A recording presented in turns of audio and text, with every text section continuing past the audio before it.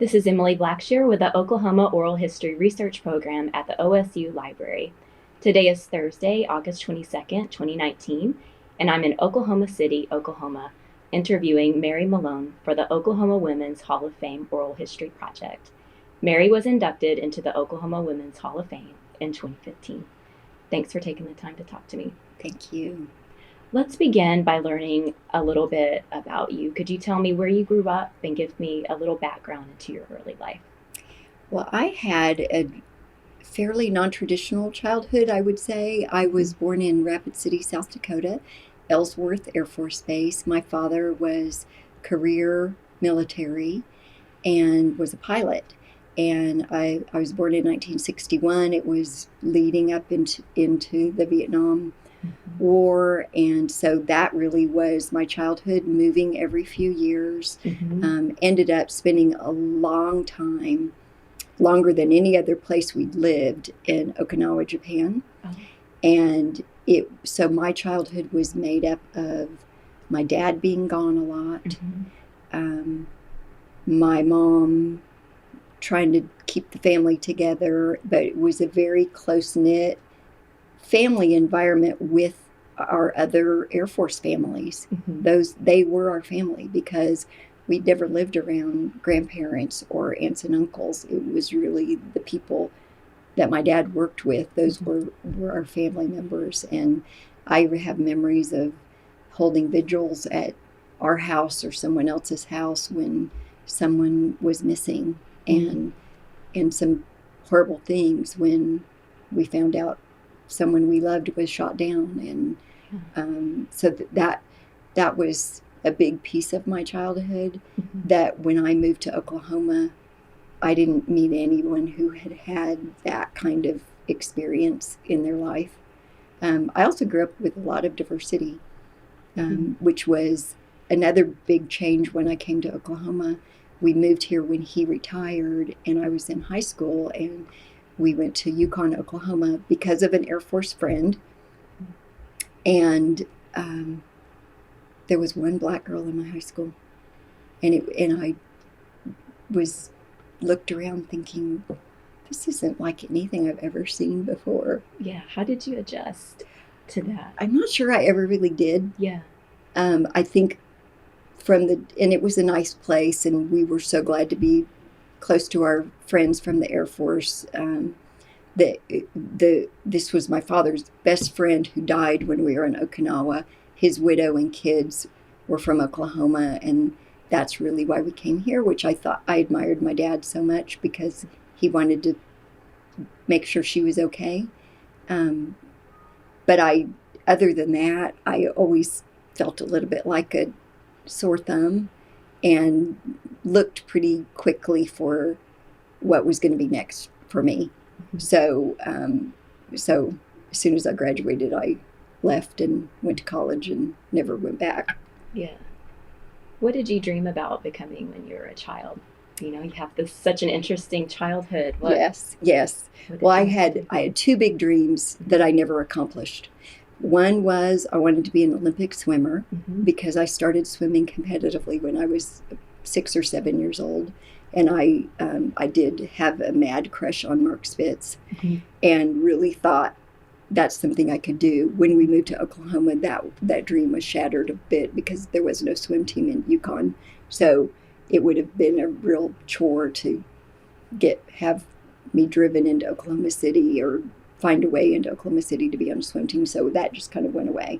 The other big dream I had that would not have been easy to pursue in Oklahoma, not impossible, but wouldn't have been easy, was I wanted to be a marine biologist because I grew up spending our vacation time was going to the beach on Okinawa. It wasn't a beach like you think of normally, like Mexico or Florida. It was rocky, but just you could walk in the shallow water and just see all of these sea creatures, and I was so interested in all of them. And I did get my scuba certification when I got a little bit older, so I still love the ocean.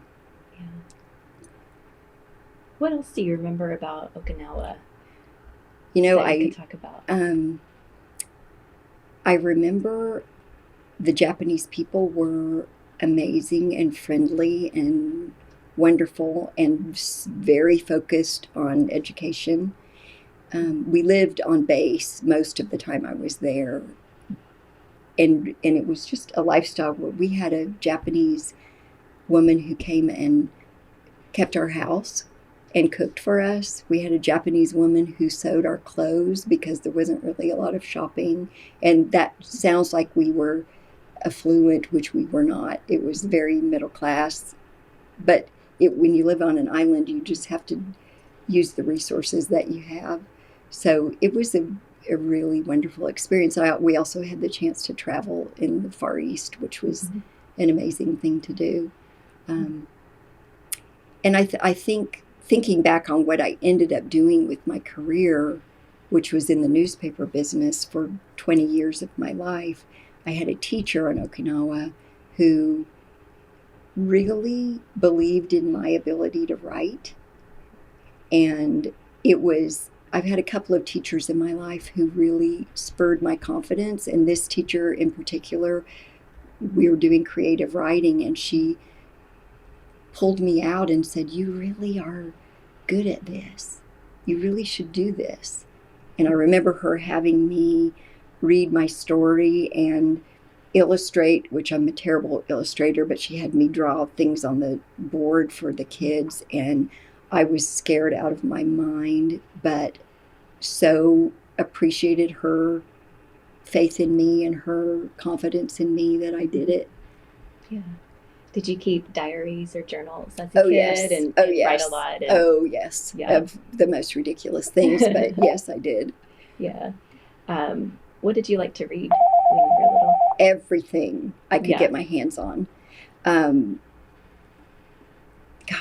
Starting with Beverly Cleary, I loved all of that series, and I loved The Hobbit, and we were just voracious readers always, and we on Okinawa, I had to depend on school libraries to get books.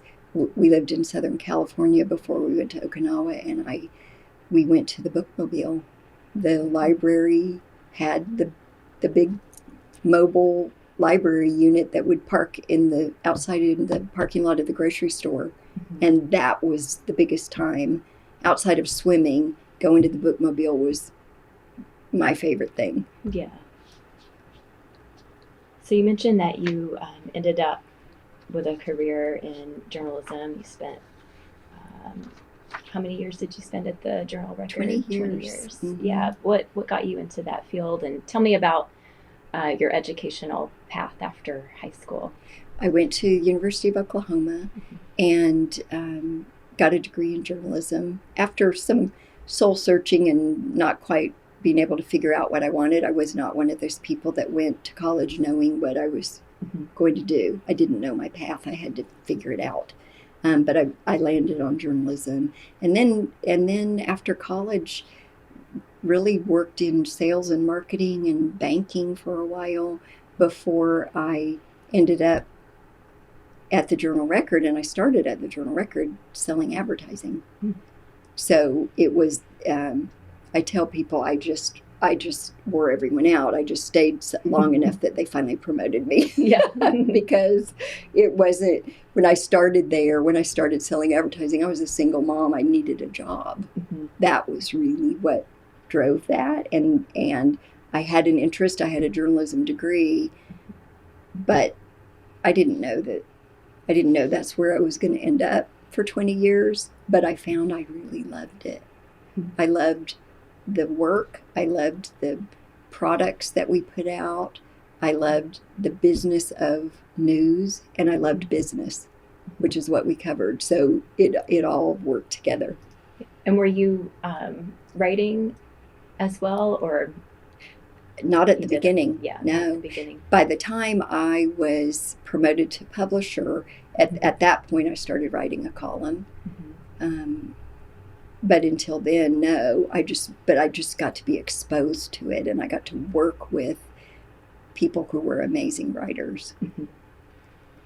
What changes did you notice most with the news industry during your career? What didn't change? Yeah, It was when I started. Internet was really just getting going, and it took some years for it to become really clear that that's where the direction that journalism was going to go. It took a while, and I think a lot of us, myself included, were in denial for some time about that.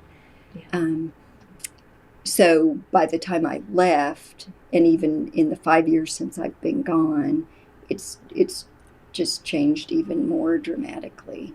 And I am one who always loved reading a newspaper, and I never read a newspaper anymore. I read everything online, though I do buy subscriptions. And that's the thing that makes me, that's the message I want to give everyone, that journalism doesn't just happen. It happens because there are people out there doing the work, and without paying for content, you're not getting the same quality of work, and we've got to support that to keep it alive. We need it. We must have it.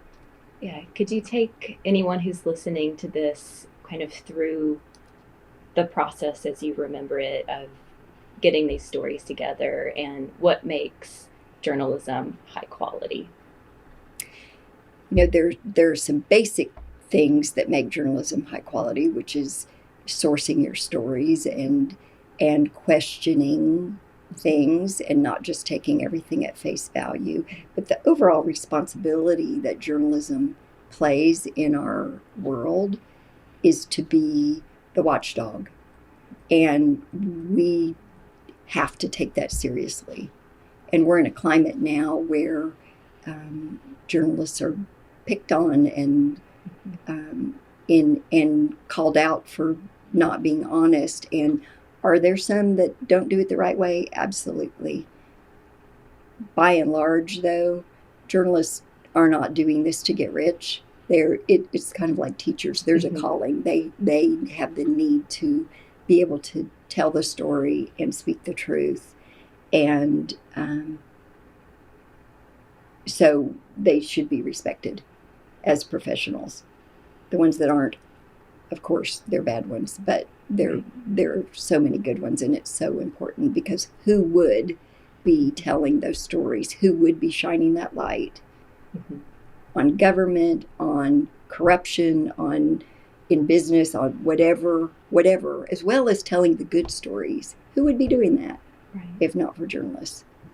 And citizen journalists there's a place for citizen journalism, certainly, but our world has become so filled with that, and it doesn't have to be based on fact. It's based on opinion, and opinion is very different.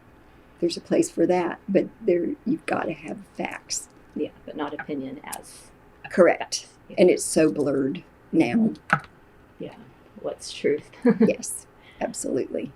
What do you think the biggest challenge was during your working at the Journal-Record, just through everything that you did there?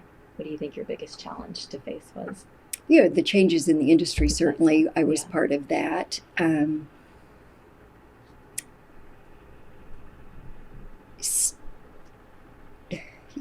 That really probably was the biggest one I had. I mean, I could go down the path of it wasn't the easiest to be a woman in that position, and there, that's a different story. I will say that I never let that get in my way. I was the first woman publisher of the Journal-Record. I was part of a corporate team that was 95% men. And there were challenges that came along with that, certainly. But reflecting now, I can see that I had to work really hard, and I had to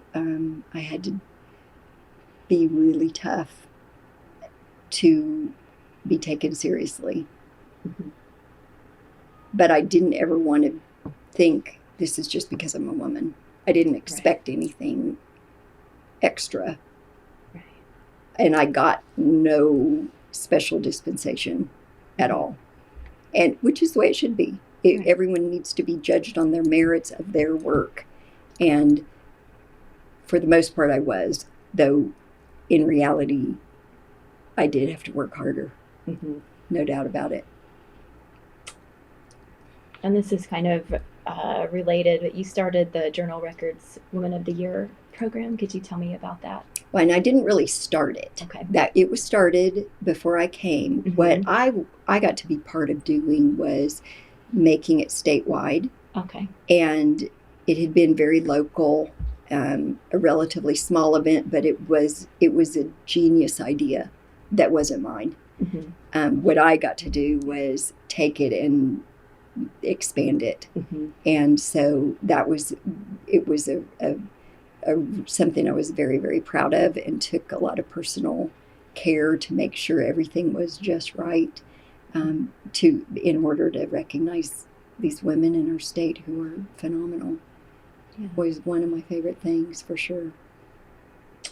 I don't want to ask you to pick favorites, but do you have a particular year or person or something like that stands out? Well, everyone who was part of it, I respected and admired. There were a few standout years, primarily because of the guest speakers. Mm-hmm. One year we had Gloria Steinem as a speaker, and who I had admired and respected for so long, and it was amazing to meet her in person. But she, in her speech, dropped the F-bomb in this very corporate setting, and we relied on sponsors to make this work, and I think I immediately looked around at my tables of sponsors to see who looked horrified, because I was really worried it was going to come back and smack us, though people were very gracious about it. I don't think everyone in the room loved Gloria Steinem as much as I did, but yeah, she's Gloria Steinem. Mm-hmm. So it was okay. Another real standout year was I had the opportunity to go to Rwanda and work with an organization called Peace Through Business, that's run by Terry Neese, an Oklahoma woman. And they work with women who are running businesses in Rwanda and Afghanistan. And I had been on a trip to Rwanda and worked with all these women who were starting their businesses, and we helped them grow their businesses. And I stayed in Kigali and went to the museum that had been set up to commemorate the genocide. And I was so amazed, honestly, that I was alive when that happened, but hadn't paid enough attention to that. And nearly 1 million people were slaughtered in 100 days. And so I was so taken with that and so moved by my whole experience there that I picked up a book at that genocide memorial written by a woman who had been in hiding during those 100 days. And it was her story of living literally in a bathroom with 8 people in horror and having to be quiet and had all of the things for that period of time in a little tiny room. And I was so struck by her that I found her and brought her back to be a speaker at Women of the Year. So we did we had African dancers from University of Central Oklahoma. We brought in a musician. We did our whole theme around this, and she came and spoke, and it is something I'll never forget, because it just ties to all those memories of having been there. Yeah. How did people respond? Loved her. Loved her. And what did she think? And I think she had a wonderful time, and was so touched that we put those extra details in place, like bringing in dancers and a musician, and we really tried to make it all fit. And I think some people they didn't know what to expect. This was a Woman of the Year, and what is Mary doing with all of this whole African theme? But I think everyone loved it. Yeah, that sounds great. So could you tell me what led you to your current role now as CEO and president of the Foundation for Oklahoma City Schools? I think I got to a place in my career at the Journal Record where I thought, what else is in me? And I thought for so many years, will I know when it's time to go? Mm-hmm. And I worried about that because I didn't want to be one of those people that stayed past their time of being really effective. And for all the years that I woke up thinking, I still have so much more to do, I have so much more to do, I got to a place where I thought, I looked around and thought, oh, there's a great team here. There's so many good things. I have so many things that I'm proud of, and we're in good shape. And I don't know that there's a lot of new that I can bring to the table. So then I thought, so what's next? What's my second act supposed to be? But I knew I wanted it to be in something with a strong purpose. Mm-hmm. And education and public health are, in my view, the things that we have to work on the most in Oklahoma. They are our weakest points, and without really some monumental changes in those areas, we're never going to realize all the potential we have here. So the opportunity came up to take this organization, and the board of directors who hired me said, we want things to be very different. We want it to be very strategic. Mm-hmm. And it just clicked with me, and I thought, this is where I can go for my second act to really have an impact. And if I can have an impact helping these kids, mm-hmm. then I can't think of anything I'd rather do. Yeah, and you serve a lot of kids. A lot of kids, 45,000 45,000, yeah, that's yes, what I thought. Yes. I'd read. So tell me about these kids and some of the issues that they face. Well, 90% of the 45,000 kids live in poverty, at or below the poverty line. And I would venture to say that probably another 5 are just on the edge. And with that comes a host of problems and issues. It doesn't mean that affluent kids don't have many of these same issues, because they do. But in my view, the zip code that you live in Oklahoma City, mm-hmm. at this point in time, defines the outcome of their lives. And it could be food insecurity, it could be trauma that they're experiencing at home, mental health issues that are untreated, incarceration of family members, just day-to-day struggles mm-hmm. that these kids go to school with every day, that our teachers and our administrators in Oklahoma City Public Schools are facing. It goes way beyond teaching them and educating them. Because if a child, first of all, goes to school hungry, or goes to school after standing out at the bus stop without a coat when it's freezing cold, or has seen something horrible the night before, some kind of domestic violence, or a guardian using drugs, or whatever it could be, they are not coming into the classroom ready to learn. Mm-hmm. And we are putting a lot on our teachers, a lot, to have to try to get through that before they can even teach. Can you tell me about some of the ways your foundation helps with this? With that specifically? Yeah. Well, one thing that during the teacher strike last mm-hmm. year, I spent my time not at the Capitol marching, though I was rooting them on. I spent my time hoping it would end quickly, because we were working hard to make sure that our kids were fed during that time, because when our kids aren't in school, where they are able to get a free breakfast and lunch because of the brilliance of our district, who got a federal grant to make that happen. But if they weren't in school, they weren't eating. And so we worked with a lot of community partners and the district to make sure that there were feeding sites, and we had to orchestrate that and communicate that. And so that's one thing we did. We will go in with critical needs and try to help. But there are a lot of other partners that do that better than we do.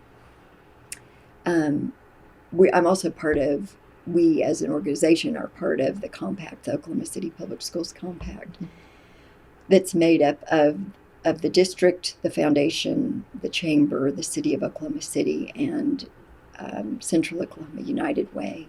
And we have a reading and literacy initiative that has come out of the compact that's very successful, trying to promote the love of reading with our children, knowing that if our kids love to read, they're going to do better in school.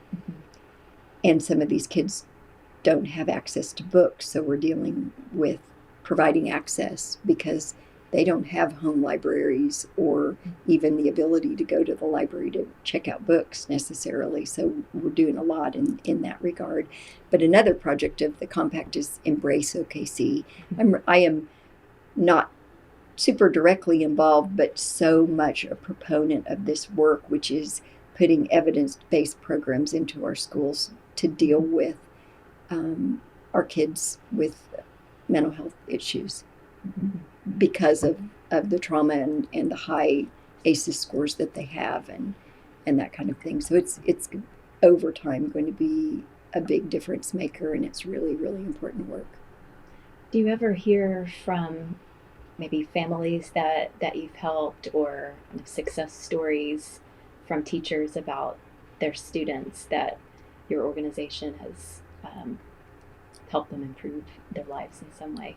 Yeah, we hear so many good stories. One program we run is called Code a Kid, and I mentioned that some of our kids don't have winter coats, so we raise money every year to make sure that our kids are provided with a new winter coat. And this is something that I'm lucky enough to get to witness firsthand every year, because we go out and deliver these coats, and community partners help us with the funding. We take coats to schools, and kids are able to pick out what color coat they want. And the fact that they're new and they have tags on them, these kids are so excited. And I've been in schools where we do the coat deliveries before it gets cold. We try to. Yeah. It may be 80 degrees outside, and these children do not want to take their coats off. I've seen kids with sweat coming down their little faces, but they don't want to take off their coats because they're so excited to have them. So that's one example of many. What's your biggest dream or vision for this foundation? Let's say in the next 5 years or so. What's one thing, if you could accomplish that you would really love to accomplish here? The biggest, loftiest goal is that there is no need for us. And to work my way out of a job would be really amazing, because that would mean that the needs of our kids were being met. But the reality is our schools can't do it alone. No school district anywhere in this country can do it without the support of the community. And so a secondary goal would be that everyone in our community sees these children as their own children, even if they haven't sent their kids to Oklahoma City Public Schools. If they realize that these kids are their responsibility, we'll have won, because that's my message everywhere, is these are our kids. This is our city. Whether you're in the suburbs or private school, it doesn't matter, but you look into the faces of these 45,000 kids, they're ours. And if I've done that, then I will work myself out of a job, because we will fill all the needs. It would also be really wonderful if the state would keep up with the funding needs that there are, and that would be another way to support those needs. What would you say to people who are critical of supporting an organization like yours, or supporting those kids who really need a lot of help from outside places in order to live. I over the last 5 years, I have heard that criticism, and the biggest place I hear it is with the support we give to our English language learners. And immigration has become such a politicized issue. We have 54% of our student population is Hispanic, and some of them are documented, some of them are not, some of them speak beautiful English, some of them are learning. And we do some programs to help support those areas. And if I write about it, post anything on social about it, if anything is in the news about it, I am certain to get phone calls and letters from people saying, why don't they just speak English? And if they can't speak English, they should go home. I'm just really hate-filled things that absolutely fuel me in a way that makes me think I can't change their mind, but it gives me even more energy to go work and help these kids. These are children, whether they were born here or not born here. And, when a few years ago, when the talk first started about taking away DACA, I was in a number of meetings with district personnel who were saying our kids are terrified. And a lot of it wasn't even true, but all the rumors that were flying, they were terrified that they were going to go home and their mom was going to be gone. And talk about that being not conducive for learning. It's horrible. It's another layer of trauma Absolutely. that I think kids, on top of everything else that so many experience, that maybe it's just not that understood here. Yes. But for all that don't understand it, there are sure a lot that do. And school is the place they are safe. And we welcome every child. We welcome every child, no matter what color their skin is or where they came from. That's the beauty of public education. Every child is welcome, and every child needs support. Yeah, great. I'm going to change gears a little bit here, but I'm wondering, what advice would you offer to women who might want to follow in your footsteps? Be tough. And develop grit if you don't have it already. And I when I talk about grit and the growth mindset to groups of women or groups of people, I describe myself as just an ordinary person. I'm just an ordinary person. I'm not smarter than everybody. I don't have more education than everybody. What I have is determination and persistence. And you can develop that. You may not be born with it. I was very shy as a kid. Well, I don't know if I was shy. Some would say I never was shy, but I felt like I was. I know I had insecurities that maybe I didn't show. Maybe I masked them. I still have insecurities because everyone does.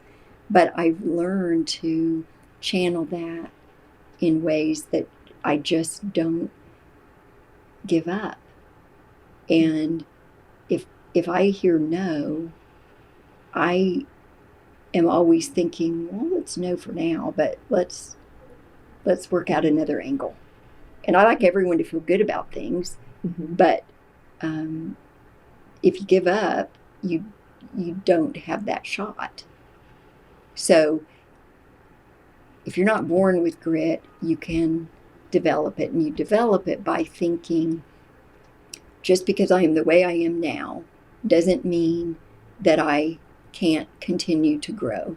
And whatever intelligence you're born with, even if it's not, if you're not the smartest person, you can overcome that by hard work, persistence, being open to learning new things, developing your emotional intelligence where you can develop skills with people, and you can do whatever you want to do.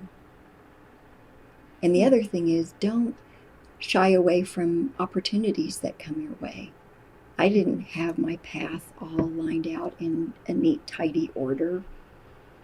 What I did, though, was when I was in any situation, I gave it everything I had.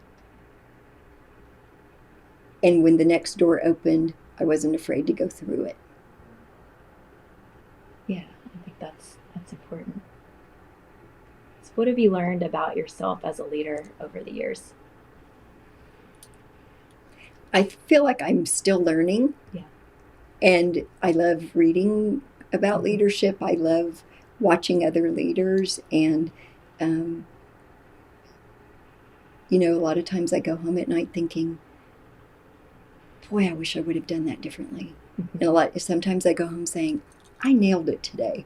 But it's a journey. It's a continuum. So you don't get everything right, but you just have to keep going. And then something I've learned later in my career is if I can help, even in a small way, someone else, and I especially love this with women, if I can help someone else do more than they ever thought they could do, just by watching me or my telling them you can do this, then there's nothing more rewarding than that. Yeah, seeing a way to something, or even being told, and this has come up in some of my other interviews in this series, just being told that this is possible, whatever that. Yes, sometimes it's just hearing those words. And sometimes it's, sometimes people need a nudge. And I've tried over the years to push people out of their comfort zone, because I feel like a large part of how I have been able to do what I've done was because I wasn't afraid to be uncomfortable. I was afraid. That's not quite right. I was afraid, but I didn't let it stop me. Fear can do a lot of things to people. But if you push through it, then you can look at yourself and say, I did that. Yeah. What is a key moment in your career that you consider one of your biggest highlights? And I think maybe we've mentioned it here or there, but to just sum it all up here, what would you say?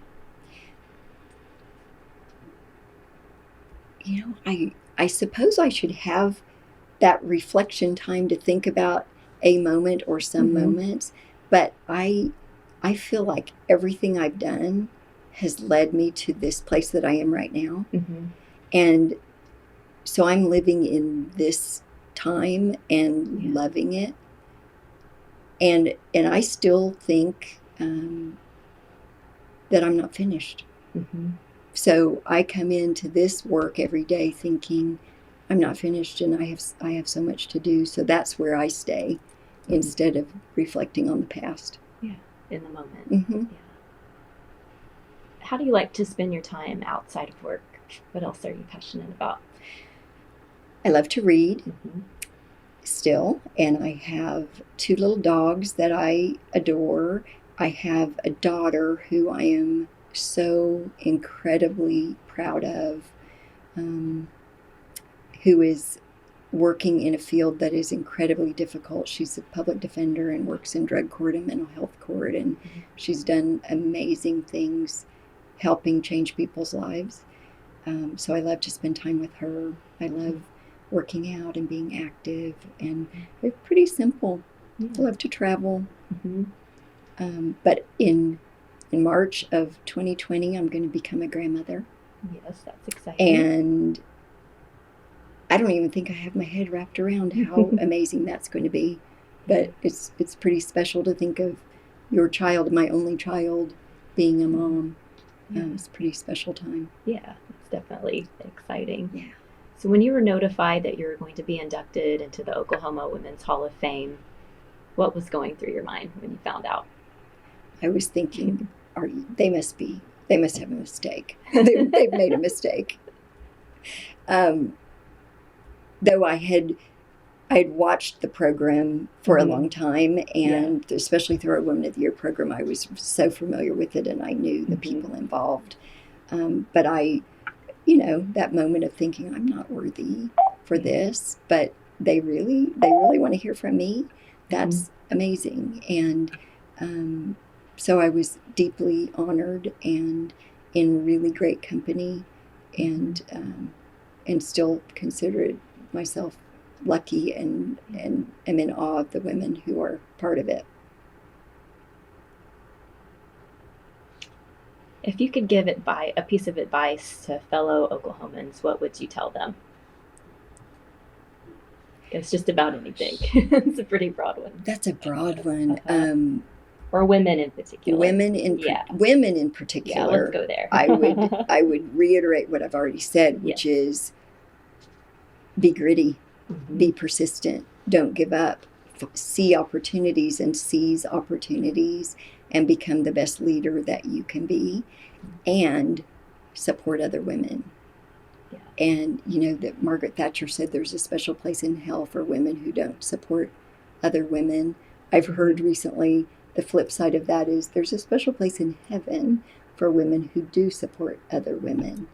And that's a key ingredient, because I have been won't call myself a victim, but I have had women not support me. And it feels terrible. Yeah. And there is room for all of us. And if everyone had the mindset of helping other women makes me better also, then we would be able to go so much further. But we also need to acknowledge men who support women and realize it takes all of us. Yeah.